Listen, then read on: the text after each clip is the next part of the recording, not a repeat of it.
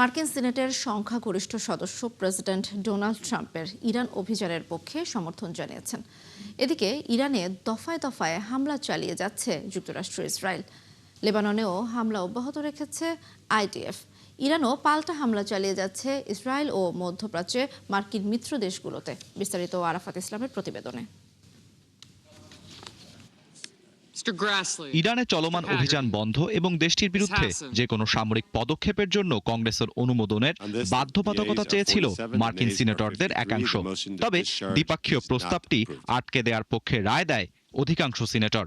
100 সদস্যের মধ্যে বিপক্ষে 52 জন এবং পক্ষে 47 জন ভোট দিয়েছেন।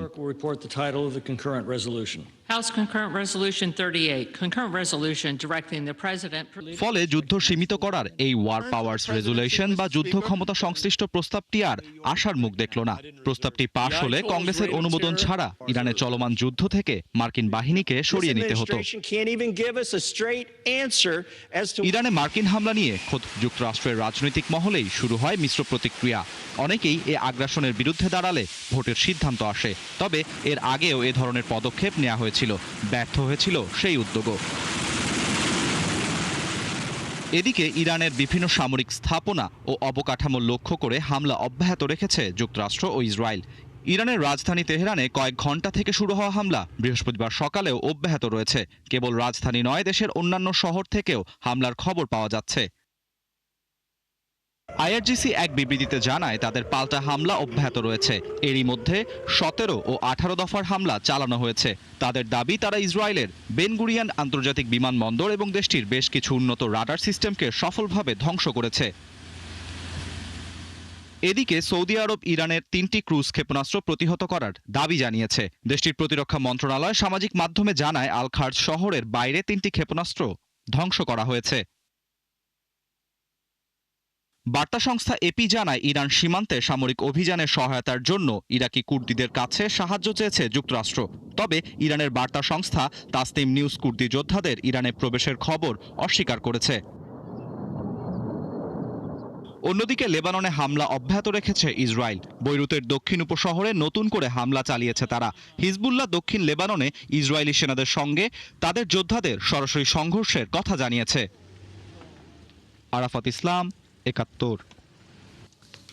ইরানের বিরুদ্ধে যুক্তরাষ্ট্রের সামরিক পদক্ষেপ এখন পর্যন্ত সীমাবদ্ধ রয়েছে আকাশ ও নৌপথে। স্থলসেনা পাঠানোর প্রশ্নে স্পষ্ট কোনো ঘোষণা না থাকলেও সম্ভাবনাকে পুরোপুরি নাকচ করেননি প্রেসিডেন্ট ডোনাল্ড ট্রাম্প। এতে মধ্যপ্রাচ্যে নতুন করে তৈরি হয়েছে উত্তেজনা ও অনিশ্চয়তা। আরও জানাচ্ছেন দেওয়ান মোবাশ্বিরা হোসেন। আকাশে যুদ্ধ বিমান আর সমুদ্রপথে রণতরীর শক্তি, এর উপর ভিত্তি করেই ইরানের ক্ষেপণাস্ত্র মোকাবেলা করে আসছে যুক্তরাষ্ট্র। তেহরানকে ঘিরে ক্রমেই ঘন হচ্ছে উত্তেজনার আবহ। কিন্তু প্রশ্ন এখন একটাই, পরবর্তী ধাপ কি তাহলে স্থল অভিযান? ইরানে হামলায় এখন পর্যন্ত বিমান ও নৌশক্তির ওপর নির্ভর করেছে যুক্তরাষ্ট্র। স্থল অভিযান নিয়ে আনুষ্ঠানিক সিদ্ধান্ত না এলেও বিষয়টি একেবারে উড়িয়ে দেননি মার্কিন প্রেসিডেন্ট ডোনাল্ড ট্রাম্প। প্রয়োজন হলে প্রশাসন যে কোনো পদক্ষেপ নিতে পারে বলে সাফ জানিয়ে দিয়েছেন তিনি। বিশেষজ্ঞদের মতে শুধু বিমান হামলার মাধ্যমে ইরানের পারমাণবিক কর্মসূচি স্থায়ীভাবে বন্ধ করা প্রায় অসম্ভব, যদিও তেহরানের পারমাণবিক কার্যক্রম পুরোপুরি শান্তিপূর্ণ উদ্দেশ্যে পরিচালিত বলে বরাবরই দাবি করে আসছে দেশটি। এদিকে কোনো দেশের পারমাণবিক সক্ষমতা ধ্বংস করা প্রায় অসম্ভব বলে মনে করেন বিশ্লেষকরা। অবকাঠামো ক্ষতিগ্রস্ত হলেও সময়ের ব্যবধানে তা পুনর্গঠন করা সম্ভব। তবে যুক্তরাষ্ট্র যদি স্থলসেনা পাঠানোর সিদ্ধান্ত নেয় তাহলে চ্যালেঞ্জ হবে বহুমাত্রিক। পারমাণবিক স্থাপনা ধ্বংস, ক্ষেপণাস্ত্র ব্যবস্থা অচল করা কিংবা শাসন পরিবর্তন করা যদি যুক্তরাষ্ট্রের লক্ষ্য হয়ে থাকে, তাহলে ইরানের সামরিক অভিযানের পাশাপাশি রাজনৈতিক জটিলতাও বাড়তে পারে। ইরানে স্থল অভিযান হলে তা হতে পারে দীর্ঘ, ব্যয়বহুল ও জটিল সামরিক সংঘাত, এবং এতে সবচেয়ে বেশি ক্ষতিগ্রস্ত হবে দেশটির সাধারণ মানুষ। সেই সাথে ঝুঁকিতে পড়তে পারেন মার্কিন সেনারাও, এমনটাই মনে করছেন সংশ্লিষ্ট মহল। দেওয়ান মুবাশ্বিরা হোসেন, 71। ইরানে ইসরায়েল ও যুক্তরাষ্ট্রের যৌথ হামলাকে কেন্দ্র করে এক বিধ্বংসী যুদ্ধ শুরু হয়েছে গোটা মধ্যপ্রাচ্যে। যুক্তরাষ্ট্র ও ইসরায়েলের যৌথ সামরিক অভিযান এবং এর বিপরীতে ইরানের পাল্টা হামলায় পুরো অঞ্চল এখন আগ্নেয়গিরিতে পরিণত হয়েছে। প্রশ্ন হলো, এই যুদ্ধে প্রধান পক্ষগুলো কারা আর তাদের কার কি অবস্থান? শারমিন স্বপ্নার প্রতিবেদন। 28 ফেব্রুয়ারি থেকে ইসরায়েল ও যুক্তরাষ্ট্র যৌথভাবে ইরানের উপর বড় ধরনের বিমান ও ক্ষেপণাস্ত্র হামলা শুরু করে। এই অভিযানের লক্ষ্য ইরানের পারমাণবিক স্থাপনা ধ্বংস করা, ক্ষেপণাস্ত্র সক্ষমতা গুঁড়িয়ে দেওয়া এবং দেশটিতে শাসন ব্যবস্থার পরিবর্তন ঘটানো। হামলায় ইরানের সর্বোচ্চ নেতা আয়াতুল্লাহ আলী খামেনি সহ বেশ কয়েকজন শীর্ষ সামরিক ও রাজনৈতিক নেতা নিহত হন। ইসরায়েলে ইরানের সমর্থনে হিজবুল্লাহ রকেট ও ড্রোন হামলার পর লেবাননেও বিমান হামলা চালাচ্ছে তেল আবিব। ফলে যুদ্ধ লেবাননেও ছড়িয়ে পড়েছে। এদিকে ইরান এবং তার আঞ্চলিক প্রক্সি বাহিনীগুলো সম্মিলিতভাবে এই যুদ্ধের জবাব দিচ্ছে। ইসরায়েল ও মধ্যপ্রাচ্যে থাকা মার্কিন ঘাঁটিগুলো লক্ষ্য করে শত শত ব্যালিস্টিক ক্ষেপণাস্ত্র ও ড্রোন ছুড়ছে তেহরান। ইতিমধ্যে কৌশলগতভাবে গুরুত্বপূর্ণ হরমুজ প্রণালী বন্ধের ঘোষণা দিয়েছে তারা। উত্তর ইসরায়েলে রকেট ও ড্রোন হামলা চালাচ্ছে হিজবুল্লাহ।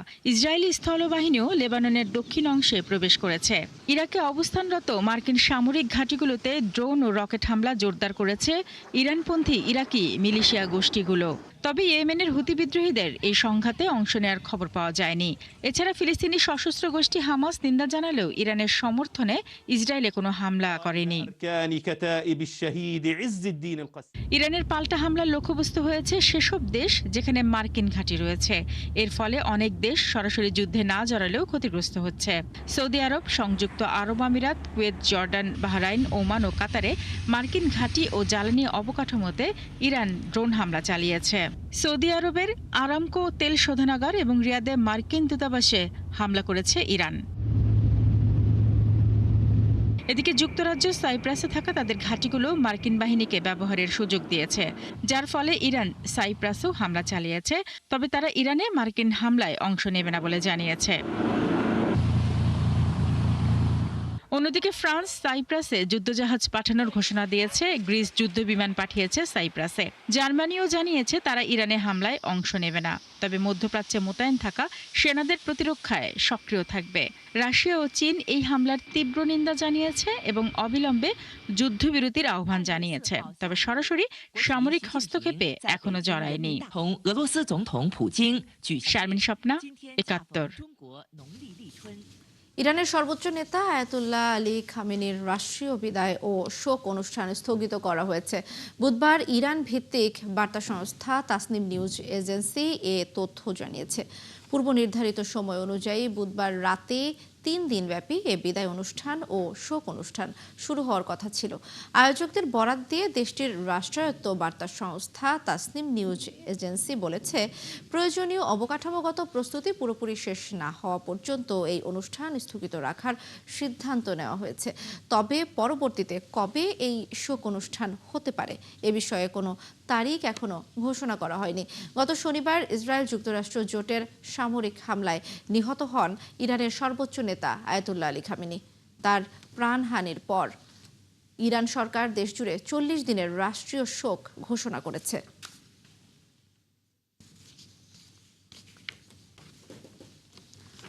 মধ্যপ্রাচ্য সংকটের কারণে বৈশ্বিক পারমাণবিক নিরাপত্তার ঝুঁকি নিয়ে উদ্বেগ প্রকাশ করেছেন রাশিয়ার পররাষ্ট্রমন্ত্রী সের্গেই ল্যাভরভ। মঙ্গলবার এক সংবাদ সম্মেলনে রুশ পররাষ্ট্রমন্ত্রী এমন আশঙ্কা করেছেন। ল্যাভরভ সতর্ক করেন, মধ্যপ্রাচ্যে যুদ্ধের কারণে বিশ্বজুড়ে পারমাণবিক নিরাপত্তার হুমকি আগের চেয়ে বেড়েছে এবং দিন দিন আরও বাড়ছে। তার মতে যুক্তরাষ্ট্র ও ইসরায়েলের বর্তমান সামরিক কৌশল ইরানকে শেষ পর্যন্ত পারমাণবিক অস্ত্র তৈরিতে বাধ্য করতে পারে। ল্যাভরভ যুক্তি দিয়েছেন যে ইউরেনিয়াম সমৃদ্ধকরণ একটি দেশের শান্তিপূর্ণ অধিকার, যা বিশ্বের অন্যান্য রাষ্ট্রগুলোরও ভোগ করে। কিন্তু যুক্তরাষ্ট্র ও ইসরায়েল যদি এই অধিকার কেড়ে নেওয়ার চেষ্টা চালিয়ে যায়, তবে ইরানে এমন শক্তিশালী আন্দোলন গড়ে উঠতে পারে যারা দেশটিকে পারমাণবিক বোমা তৈরিতে প্ররোচিত করবে।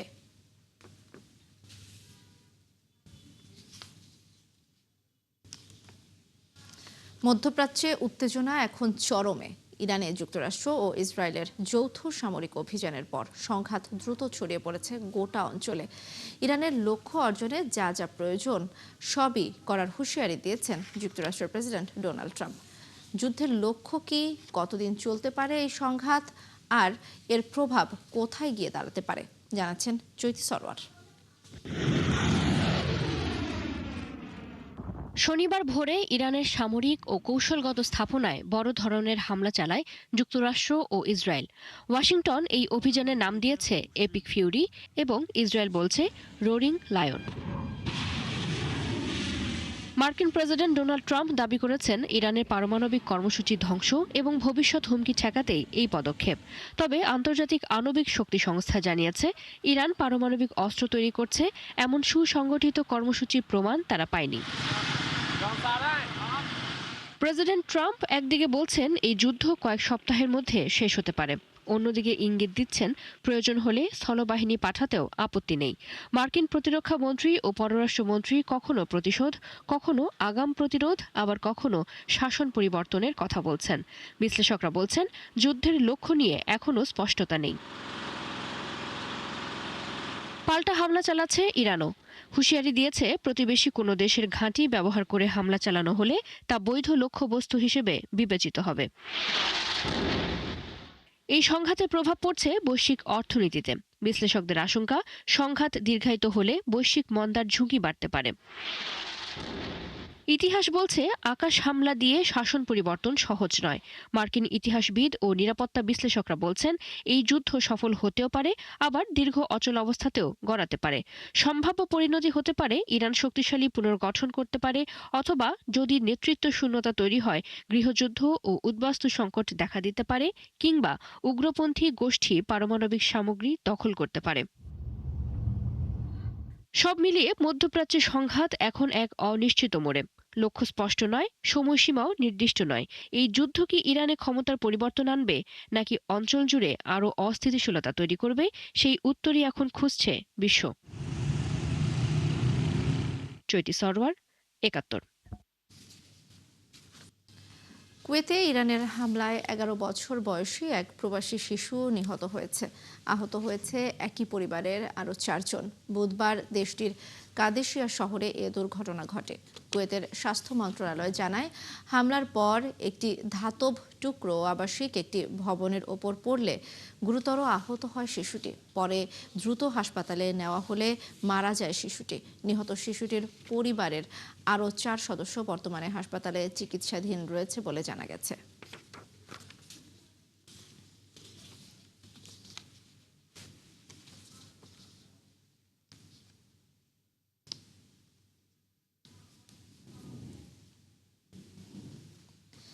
কুয়েতের প্রবাসীদের ভিসার মেয়াদ ৩ মাস বাড়ানো হয়েছে। বর্তমান মধ্যপ্রাচ্যের সংঘাতের প্রভাবকে কেন্দ্র করে প্রবাসীদের স্বার্থে এই পদক্ষেপ নিয়েছে দেশটির সরকার। বুধবার এ খবর জানিয়েছে কুয়েতের স্বরাষ্ট্র মন্ত্রণালয়। সেই সাথে মেয়াদ উত্তীর্ণ বা শেষ হওয়ার পথে থাকা ভিজিট এন্ট্রি ভিসা ২৮ ফেব্রুয়ারি ২০২৬ থেকে ১ মাসের জন্য বাড়ানো হয়েছে। ভিসার কার্যক্রমের জন্য কোনো জরিমানা বা ফি প্রযোজ্য হবে না বলেও জানিয়েছে মন্ত্রণালয়টি। পরিস্থিতি বিবেচনায় ভবিষ্যতে এই মেয়াদ আরও বাড়ানো হতে পারে বলেও জানিয়েছে সরকার।